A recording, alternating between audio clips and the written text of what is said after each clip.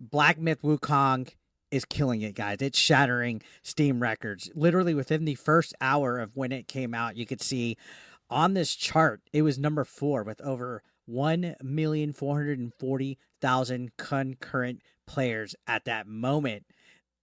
Already, number 4, just before Counter-Strike 2, Power World, and PUBG. And I think as we speak, it's already beating that. This game has killed it.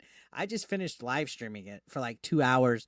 Even though I was terrible and I sucked, I think Black Myth Wukong put on a fucking show for the world. Because you see all this DEI, all this wokeness being forced into games. You've seen the reports of Sweet Baby Inc. allegedly extorting them for $7 million, and they said no. They've had all the wokies trying to cancel this game, writing hit pieces. You saw that pathetic article from Screen Rant where they had to hide the author's name for safety concerns, where they tried to say this game is against women, that there wasn't enough feminine representation with the characters, not enough diversity and inclusivity.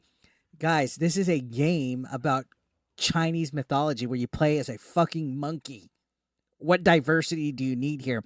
And this shows proof. The fact that so many people are coming in droves checking out this game shows proof that people don't want all this DEI injected in their games. This is going to outsell Assassin's Creed Shadows. This is going to outsell Star Wars Outlaws. Bet on that. And that's because companies need to stick to their guns about making entertaining, great games. So, yeah, it burst right out of the gate. It hit the ground running, and it was in the top 10 most concurrently played games of all time on Steam. That is absolutely nuts. And at the time, its all-time peak is well over that at 1.4 million. Dude, that's like numbers that are unheard of, right? And this is all because of the wokies attacking it. Okay, they are our biggest fans. They're our best advertisers. When they tell you to boycott something like Hogwarts Legacy, which this jumped over that, it fails. Each and every single time it causes more hype. And I already know what the wokies are going to say. Oh, you're over here telling people not to support Assassin's Creed Shadows. I never said to boycott it. I said make your own decision based on what you want. I eventually will check the game, but not for full price. Maybe when it comes on sale or it's on Ubisoft Plus. But regardless of which, the wokies don't see it the same.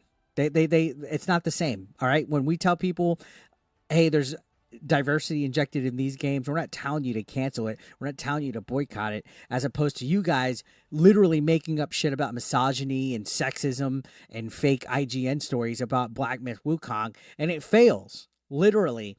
Like, this instantly came out and it beat Elden Ring, and it's continuing to climb it over Cyberpunk, over Dota 2. Ridiculous. And this is the first major project from Game Science. The people that developed this game, they're set to the point where it's like, oh my gosh, this literally put them on the map as a developer.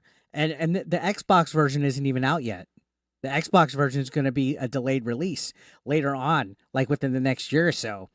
So we'll see if it remains to be seen just how hyped this game is. So I played about 2 hours, and I got to tell you guys, it's average gameplay. It's not the best. It's not a Game of the Year candidate. It's good. It's solid. I think a 7.5 is a fair rating for it. I suck at games like this, though. But if you're a fan of like Souls games and things of that nature, I've seen even Sekiro as something that this has been compared to. By all means, you might enjoy it. I know this feels a lot easier than any of the Souls games I've played, but there's nothing wrong with that. The setting with the Chinese mythology, it's awesome. There's a lot of creative characters in here, a lot of the character designs, the atmosphere. I've seen a lot of stuff that I've looked and I was like, wow, that is so nice, but goddamn, is it hard. But the main thing that I like about this is that there's no wokeness in it. There's no having to check little boxes out, little check boxes out on a DEI list for ESG points. And people are just upset about it. Now, let's look at some responses from Twitter. I want to get a little bit of this Twitter feed. You can see Grum said it's not stopping. And at the time of his thing, this was right before midnight, my time, said 1,423,400 in game. He said it's not stopping. This is unheard of. I think this is seriously going to break some sales records. Is this going to be a game of the year? Probably not, but it's going to be a close candidate for one of the best-selling games. This is probably going to be, again, like I said, outselling Assassin's Creed and Star Wars Outlaws. And you can see people say Wukong and game science teaching Western AAA game studios how a game should be developed and marketed. And that's right, without all this wokeness, without woke ideologies, without agendas, without bullshit nonsense attached to them. People don't want political commentary. People don't want gaming journalists running coverage and damage control for them, right? This game did it without them. This game defied it, despite the odds, with all the accusations against it. And you can see Fallen Idol 69 says, how can AAA games look at this and say we need to create games for modern audience and then blame their failure on the normal gamers who don't want politics in their games? And that's right. This modern audience, where is it? It does not exist, guys. The modern audience of gamers does not exist. Do you hear me? They never show up to support anything financially. Movies, music, TV, video games, anytime there's some kind of woke bullshit to it, it flops. Literally, Acolyte, Star Wars Acolyte just said there's not going to be a season 2. Gee, I wonder why. Gee, I wonder why.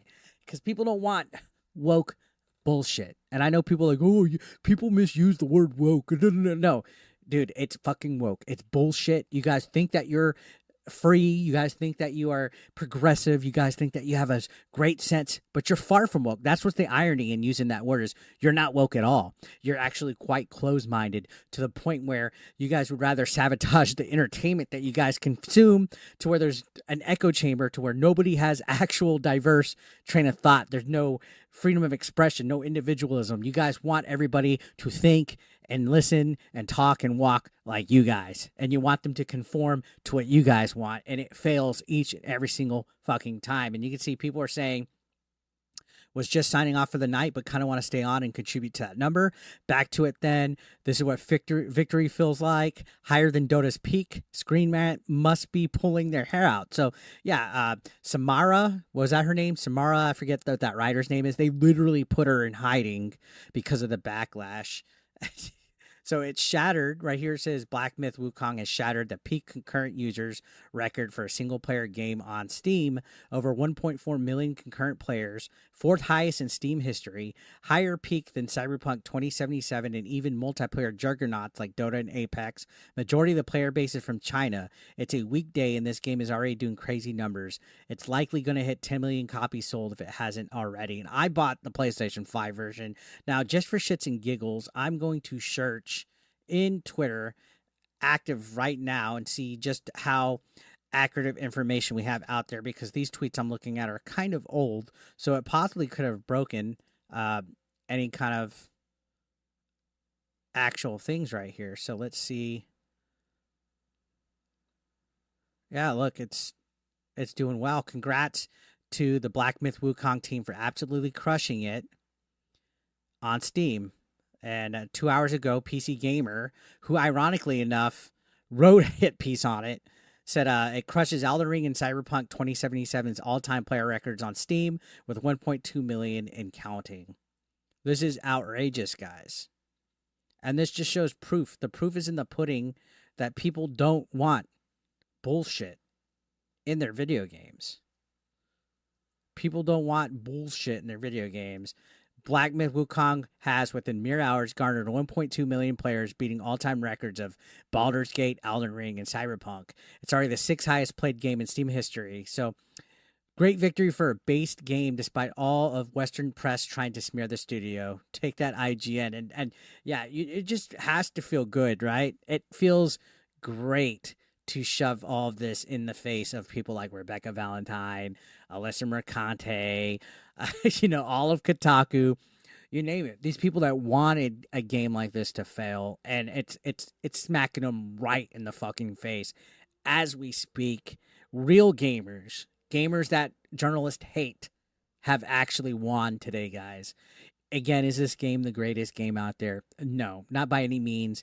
This plays just like any other game I've ever played in my life, which makes it even more funny that a game like this is going to outdo, outsell, and have a bigger player base than quadruple A games that Ubisoft are making. That's what's funny, and it's all because the wokeness virus. They won't admit it though. They won't tell you that. So, what do you guys think? Have you played Wukong yet? Let me know in the comments down below.